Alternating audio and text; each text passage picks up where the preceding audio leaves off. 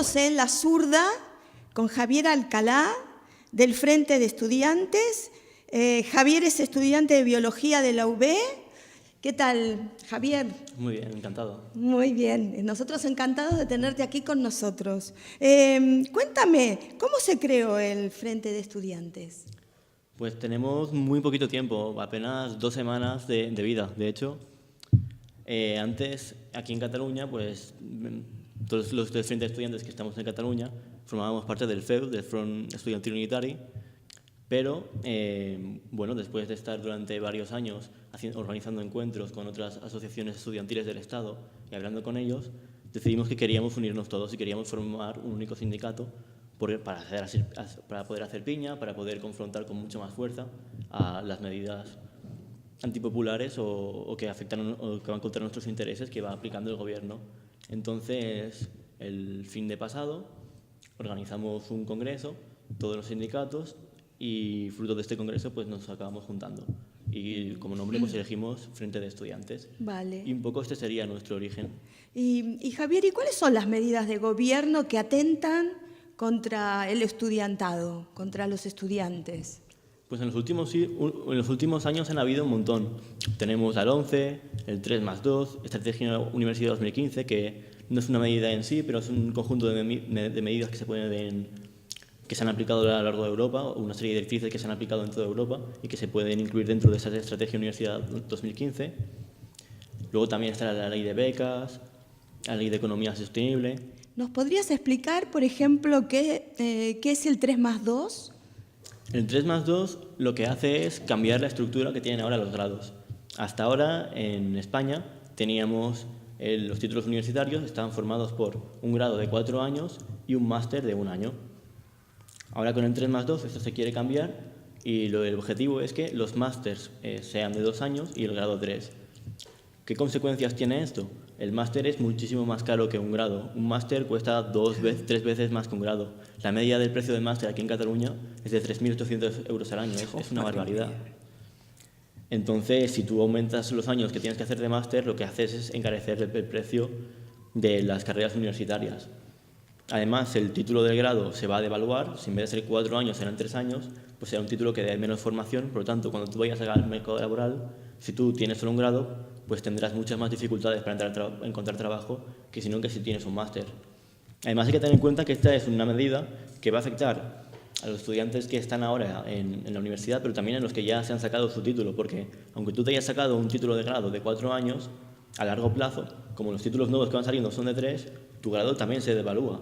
Y cuando tú vayas a buscar un trabajo, el que te contrate pues tendrá en cuenta que los grados son de 3 años, sino que son de 4. Por tanto, también afecta incluso a los que ya han abandonado la universidad. ¿Cómo hace una familia de clase trabajadora para pagar las matrículas de sus hijos en la universidad? Pues realmente es muy difícil porque las becas, cada vez hay menos becas y de hecho el dinero destinado a becas cada vez se va reduciendo año tras año.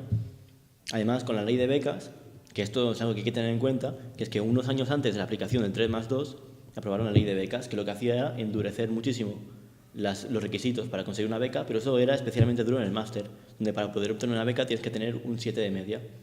¿Qué pasa? Que si tú endureces los requisitos para poder obtener una beca en el máster y además haces que sean 2 años de máster y no 1, pues lo que haces en realidad también es dificultar todavía más el acceso a becas a los estudiantes a largo plazo.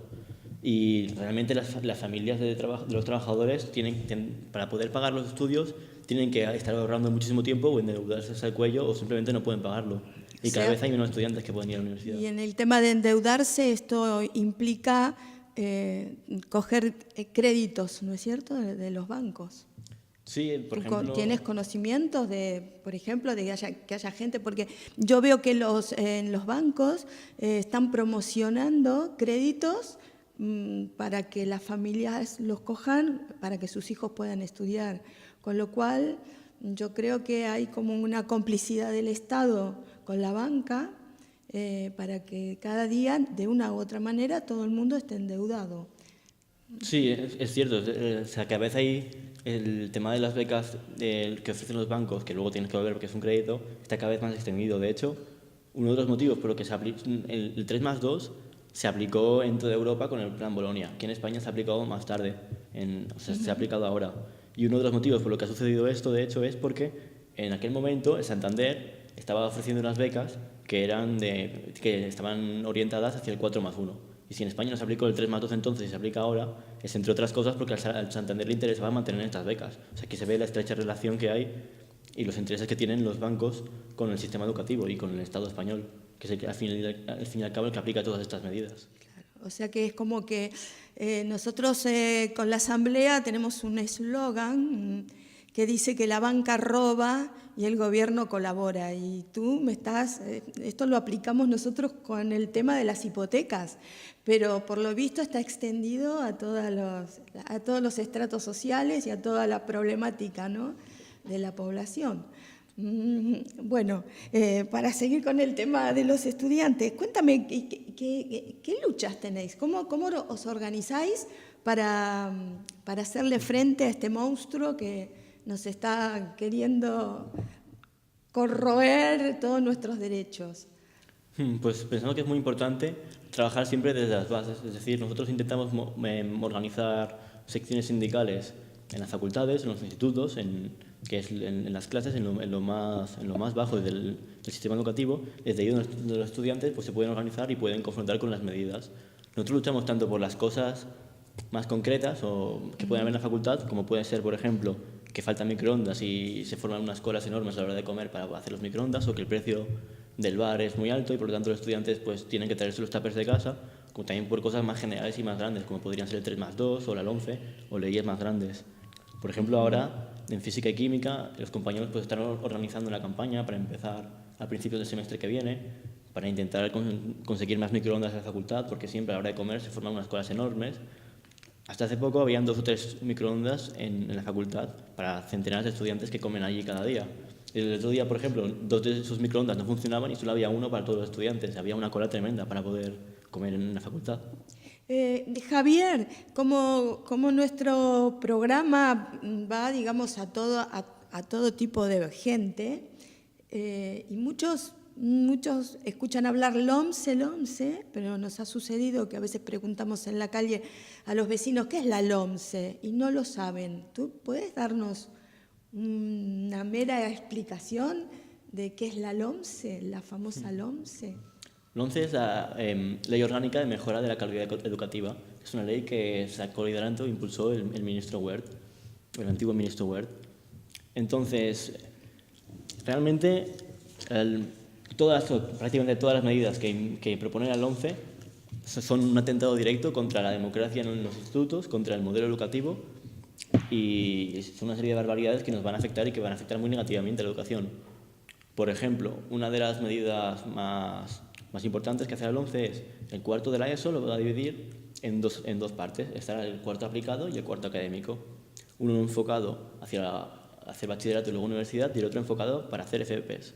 Es decir, los estudiantes tendrán que elegir antes, tendrán que decidir antes si quieren ir a la universidad o si no quieren ir a la universidad. Y una de las cosas más graves es que los estudiantes que estén haciendo el cuarto de la ESO aplicado les podrán obligar a hacer prácticas no remuneradas en empresas privadas. Por lo tanto, es una forma de hecho de legalizar la explotación infantil, porque podemos tener chavales de 15 años trabajando gratis en una fábrica o en una empresa. Uf. Y mano de obra casi esclava. Sí. Porque digamos que esto es como el preámbulo a la esclavitud. Y además que si se lo hacen desde pequeños ya se acostumbran a ser esclavos, ¿no? Para claro. mi forma de pensar. ¿Tú quieres comentarnos algo más de vuestras luchas, de cómo os organizáis? Ha habido un congreso, ¿no es cierto?, hace pocos días. Cuéntanos un poquito. Sí, pues el congreso fue muy bien. Asistieron 15 asociaciones estudiantiles de todo el Estado. Y básicamente lo que hicimos es debatir en el congreso cómo queríamos que fuese el nuevo sindicato. Y también se eligió a una dirección para que un poco coordinase toda la faena. Es decir, se decidieron qué reivindicaciones o qué luchas tenemos, que se podrían resumir en que queremos una educación pública de calidad y al servicio del pueblo trabajador. Se decidió también qué estructura tendría el sindicato, cómo se montan las federaciones, las secciones sindicales, cómo se organiza la dirección, qué funciones tiene cada una.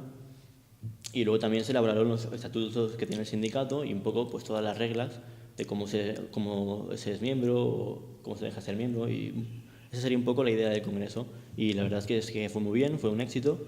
Al fin ya conseguimos construir un sindicato a nivel estatal que consideramos que es muy importante, porque la mayoría de los ataques a la educación vienen desde el Estado español. El 11, por ejemplo, el 3+2 son todo leyes que se aprueban desde el Estado español, y sin embargo muchas veces la respuesta estudiantil está como muy disgregada. Se hace huelga en una comunidad autónoma, al día siguiente en la otra, y no hay unidad de los estudiantes. Por lo tanto, la creación de este sindicato creo que es muy importante, que puede servir para unificar todo el movimiento estudiantil. Y aquí en Cataluña, ¿qué sucede, digamos, con respecto al Estado español y con el tema del idioma o el tema de los programas estudiantiles? Por ejemplo, otro de los puntos del 11, precisamente, lo que hace es atacar un poco a la cultura de los diferentes pueblos que forman el Estado español. Ahora, las lenguas vehiculares, como pueden ser el catalán, ¿vale?, o el gallego, el euskera, ya no se tendrán que dar obligatoriamente en los centros de estudio. O sea, pasarán a ser optativas o incluso pueden pasar a ser extraescolares. Aquí en Cataluña seguramente no supondrá un problema porque es algo que ya está muy implantado, el catalán, y seguramente todas las asignaturas se sigan dando catalán, pero por ejemplo en otros lugares como Valencia, donde esto no es tan claro y donde no está tan implantado, ni hay inmersión lingüística, pues podremos encontrar centros donde no se dé la cultura valenciana, ni donde se aprenda catalán ni se aprenda valenciano. Es decir, que es un ataque contra las diferentes culturas que conforman el Estado español. Y siguiendo con el tema educativo, ¿los estudiantes son conscientes de que, por ejemplo, en vez de tener una educación de colaboración, tienen una educación de competición? O sea, hay una diferencia, digamos, entre educarte para que todos colaboremos con todos, sobre todo, por ejemplo, en el caso tuyo que será de investigación científica, ¿no? Colaborar entre todos en vez de competir. Claro, lo que pasa es que el que sale súper competitivo va a tener mejor puesto en un laboratorio de una multinacional. Pero no, vosotros sois conscientes digamos, de que el sistema los está educando para servir a los intereses de una clase dominante. Pues realmente la competencia es algo que te intentan inculcar desde siempre en el sistema educativo. Por ejemplo, ahora en mi universidad lo que se ve mucho es que la gente se está peleando por conseguir hacer prácticas, incluso no remuneradas, la mayoría de las veces, para poder hacer currículum y que te cojan después de acabar la carrera. Y hay muchísima competencia por los másters, por las becas y por las matrículas. Es decir, es algo que nos inculcan desde pequeños. Y realmente sí que hay conciencia de ello, la gente sí que es consciente, pero todavía no ha dado este paso de querer, en vez de confrontar todas estas cosas por la salida individual, que podría ser, pues yo voy a centrarme en estudiar, voy a centrarme en hacer prácticas aunque sean gratis porque es lo que hay, y luego a ver si me cogen. Pues la otra forma de intentar confrontar esto sería agruparte con tus compañeros y organizarte para cambiar estas cosas, que sería la otra visión o la otra cosa que podemos hacer. Pero como en los últimos años no han habido prácticamente victorias estudiantiles, y han sido todo derrotas, y pues la gente no es muy consciente de que pues hay otras vías y que se pueden hacer las cosas de otra forma. Por lo tanto, en este sentido, la creación de este sindicato estatal, pues si consigue unir a los estudiantes, si consigue que los estudiantes se organicen en torno a un proyecto, ¿vale?, común, pues igual conseguimos cambiar un poco estas cosas y cambiar un poco la forma de confrontar o la forma de salir a las problemáticas que te da la universidad. Porque si quieres conseguir un trabajo, si quieres conseguir una educación decente, pues en vez de ir a la tuya, lo que puedes hacer es organizarte con tus compañeros y hacerlo todos juntos.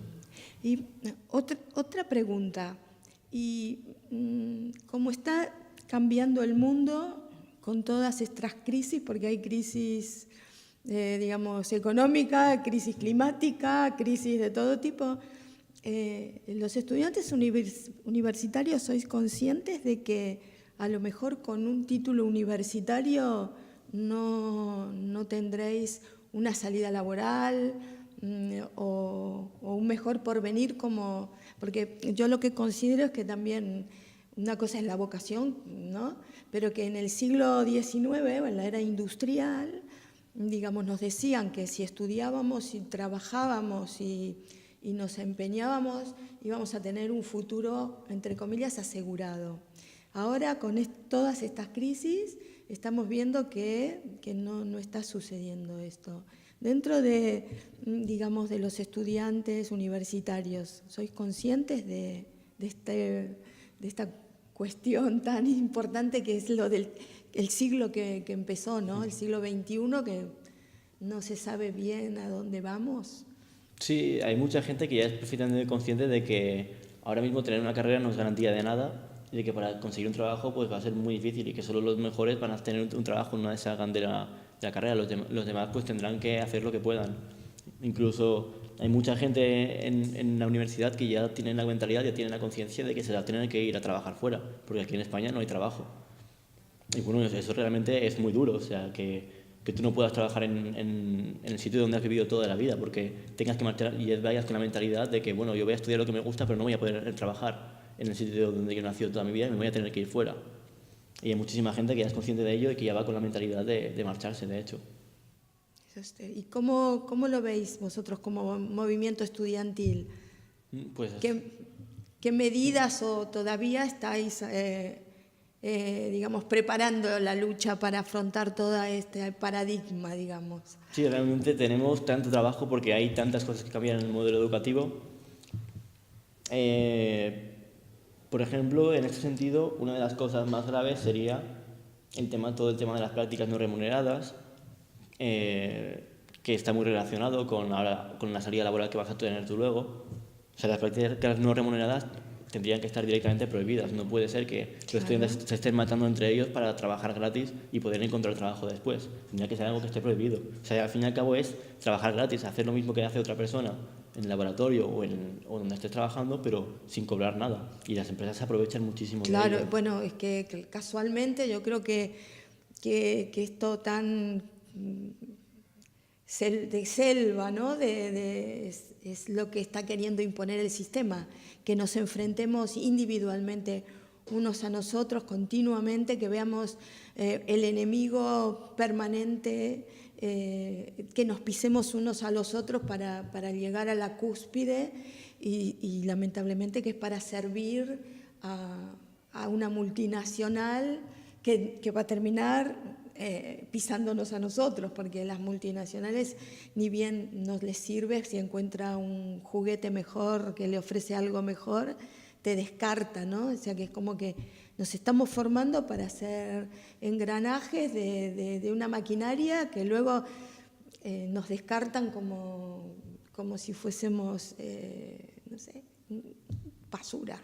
Sí, la verdad es que sí. Además, las multinacionales y las grandes empresas cada vez están más implantadas en las universidades.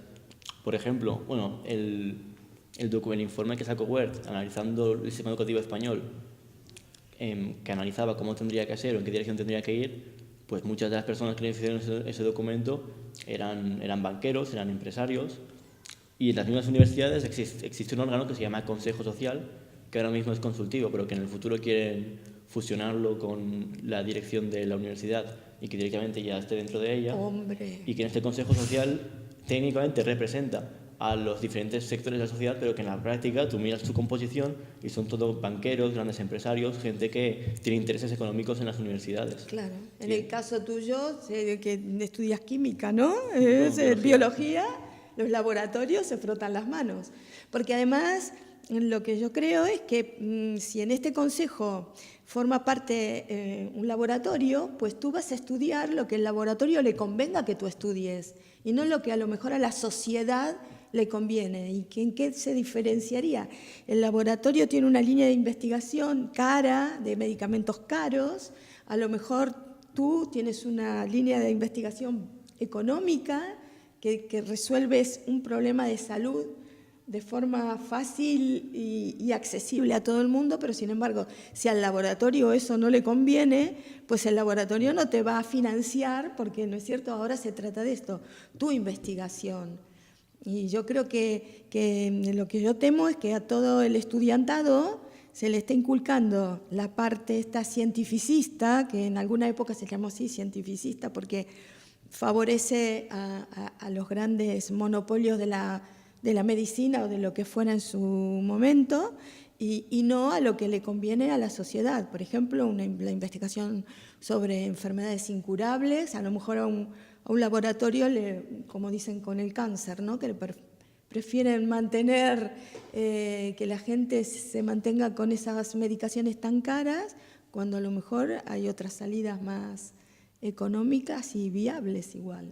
Sí, eso es muy bestia. Hablando con compañeros que están estudiando medicina o farmacéutica, lo que hacen las farmacéuticas es investigar medicamentos que tengas que tú ir tomando constantemente, en vez de que no te den una solución final.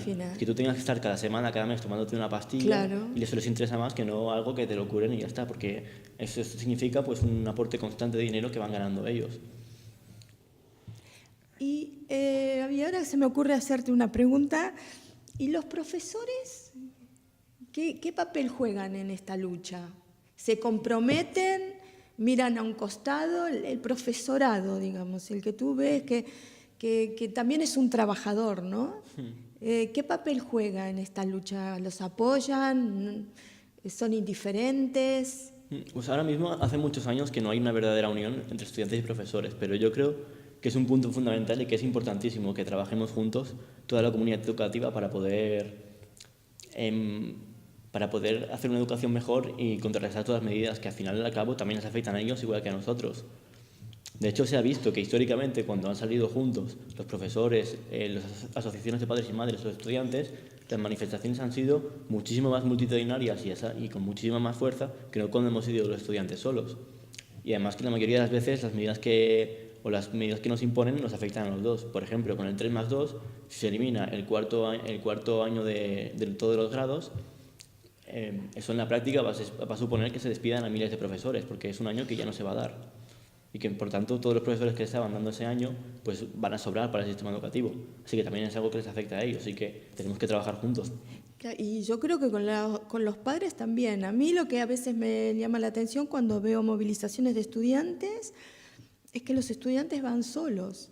Yo acepto que los padres a lo mejor en ese momento están trabajando, pero es que los mayores, sinceramente, tendríamos que acompañar la lucha de la gente joven, porque además son el futuro. Nosotros entregamos las banderas, se las entregamos a los jóvenes. Entonces, si no todas tampoco nuestras luchas y nuestros esfuerzos, no solamente luchas políticas, el esfuerzo del día a día de pagarle a nuestros hijos los estudios, no sirven de nada si yo no los acompaño también en esa lucha, ¿no?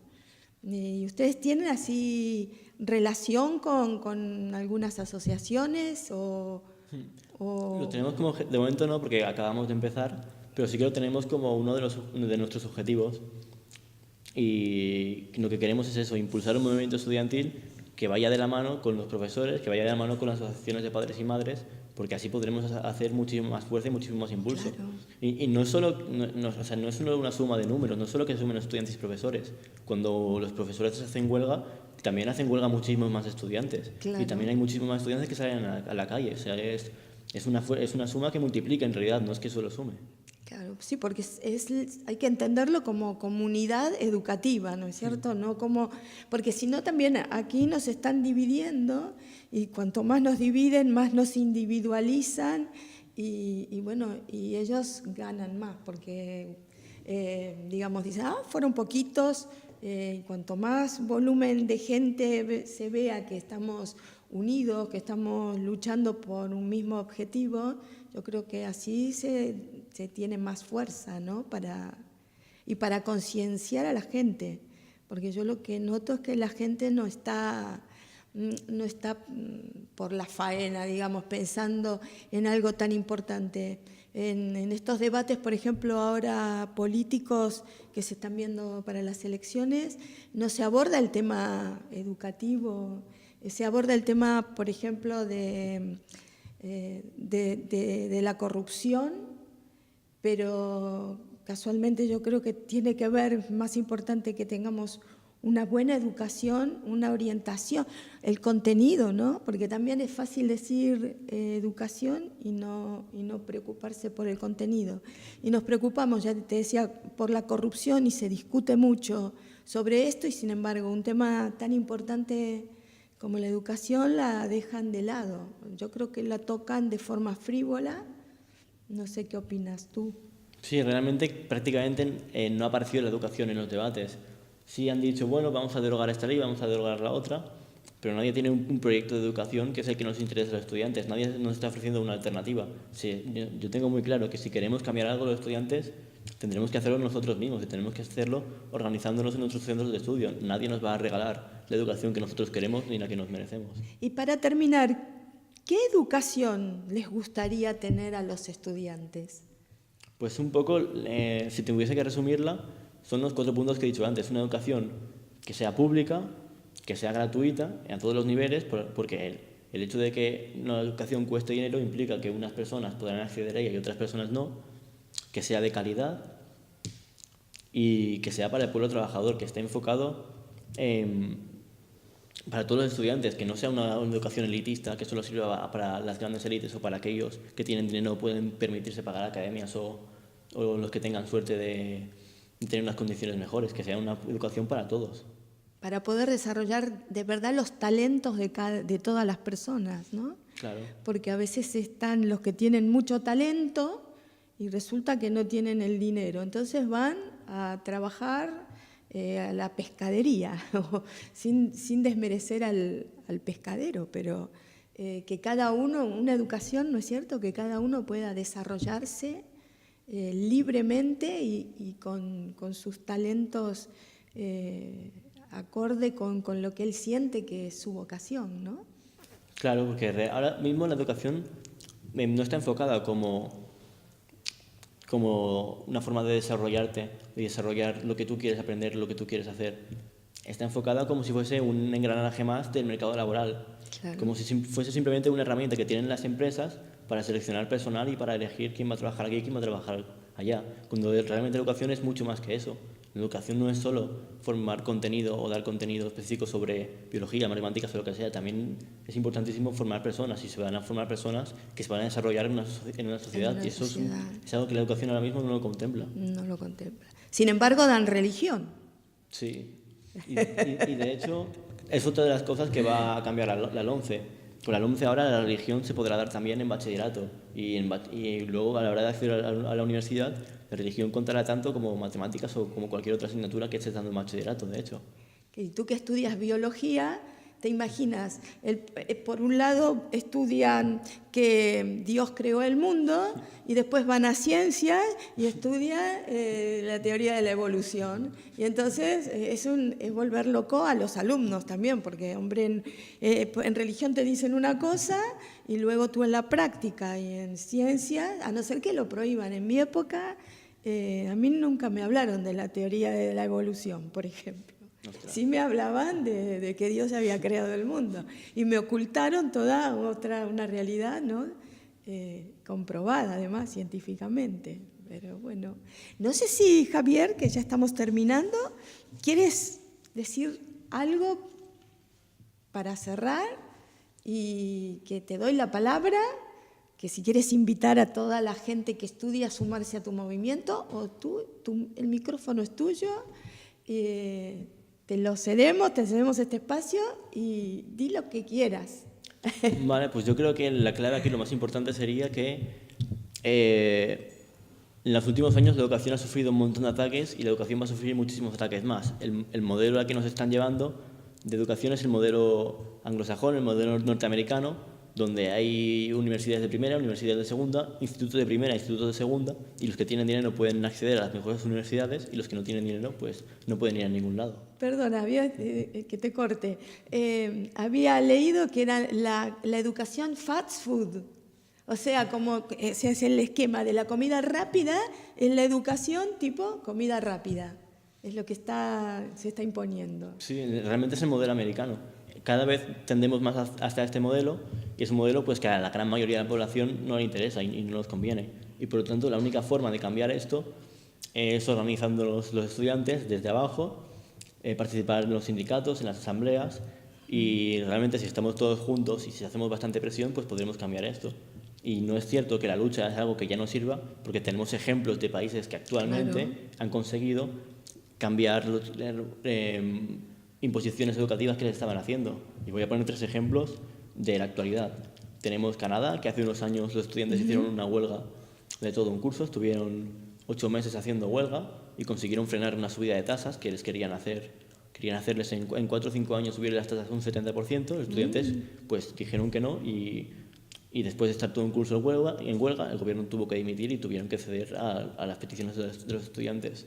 Tenemos también el ejemplo de Chile, donde consiguieron un montón de mejoras en la educación pública después de movilizaciones muy masivas, también hace pocos años. Y tenemos el ejemplo de Grecia, que fue el único país donde se consiguió parar el Plan Bolonia, porque fue el país donde los estudiantes más organizados estaban y donde los estudiantes más se movilizaron, lo cual demuestra que si tú te movilizas, si te organizas, consigues parar estas cosas. Si no lo haces, pues entonces no. Muy bien. Bueno, entonces, muchas gracias por haber venido, Javier. La verdad que me encantó todo lo que has dicho. Me llena de esperanza saber que hay gente joven que está luchando.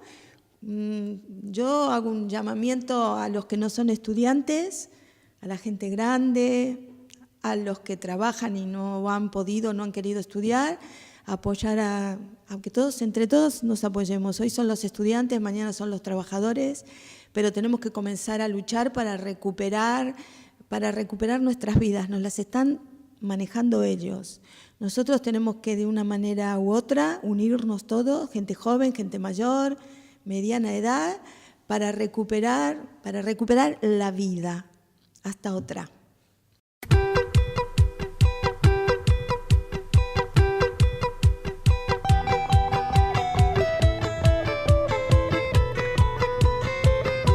J'ai besoin de la lune pour lui parler la nuit. J'ai besoin du soleil pour me chauffer la vie. J'ai besoin de la mer pour regarder au loin. J'ai tant besoin de toi, tout à côté de moi. J'ai besoin de la lune pour voir venir le jour. Tant besoin du soleil pour l'appeler la nuit. J'ai besoin de la mer tout à côté de moi. J'ai tant besoin de toi.